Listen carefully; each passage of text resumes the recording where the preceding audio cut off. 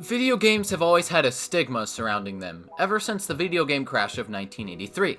There's always been this consensus among people that video games are for nerds, and that we'll all grow old with hunches in our backs and carpal tunnel if we even so much as touch one of those foul contraptions. But what about virtual reality? That's a whole new kind of idea. Virtual reality has you doing the opposite of what people say video games cause. So is there positive results to be had here? Or even, could virtual reality take off in a whole new direction and become something more? I brought in my own virtual reality headset to my school one day to see what people would think of it. I loaded up the headset, ran the setup, and launched a game known as Beat Saber, an indie game that has you slicing boxes to the rhythm of the music. I had a sample size of about 30 different people come to try it over the course of a day. Afterwards, I got some people that tried out Beat Saber and interviewed them to see what their thoughts were about the game. Everyone loved the game, but there were a few people that had quite a lot to say. Not all virtual reality activities could have health benefits, but some of them could, depending on the physical effect that they have in you. So if it's changing your physiology at all, if it's changing what's going on in your body, even muscle contractions that happen as a result of what you're doing, even though they're not needed, right? But they're just virtual. Those things can be positive. Virtual reality is doing things that you could never do in real life. Like, I can slice blocks that are coming at me. Like that, you can never do that in real life. Virtual reality gives you this like world of your own, and you can do almost like anything in this world. Anything that your mind can imagine or that somebody else has created.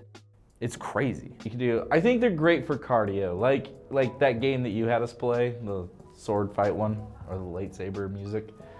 What's it called? Beat Saber. Beat Saber. The Beat Saber one, I thought, like, yeah, for cardio, if like you did a really intense level, you could start to build up your cardio pretty well. I can see VR having its, like I said, I can see VR having, like, it's better than doing nothing, right? It's better than sitting around and doing this with your thumbs. So it's definitely more exercise than not doing anything or just, sitting around. However, I think that it on its own cannot be, as it is now, cannot be a good exercise method. Like, I think it needs to be accompanied with other things.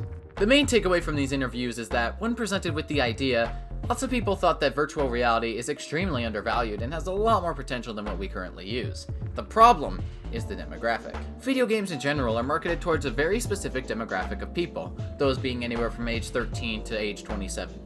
Which is odd considering the average age is actually around 35. Everyone who doesn't fall into this category just assumes that video games will consume your life if you spend too much time on them, and that you'd rather be solving the various problems of the world. Even though the age group of people at around 35 and up could really be using this most.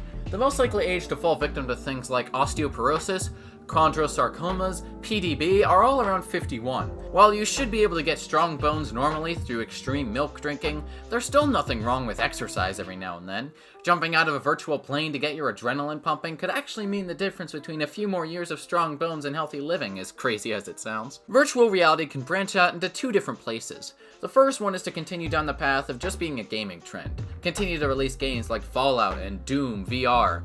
And sure, that would rake in the cash, but it's not where this media form truly lies. The more sensible path to go down is to use it for real-life applications. Things like allowing those who lost the ability to walk to do so again, increase reflex speeds on those who aren't as fast or are unable to do so otherwise. One thing that specifically needs to be pointed out is what Kate McGee, a writer for the site 1HP, told me in an interview a little while ago. From the aspect of using video games for therapeutic purposes, virtual reality is absolutely fantastic.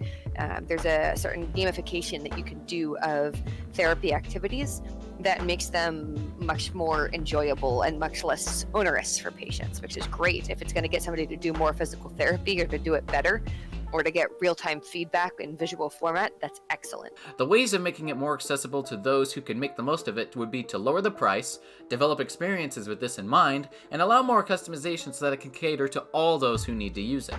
It's difficult to see where this technology will go from here, but one can only hope that it'll go to the right place.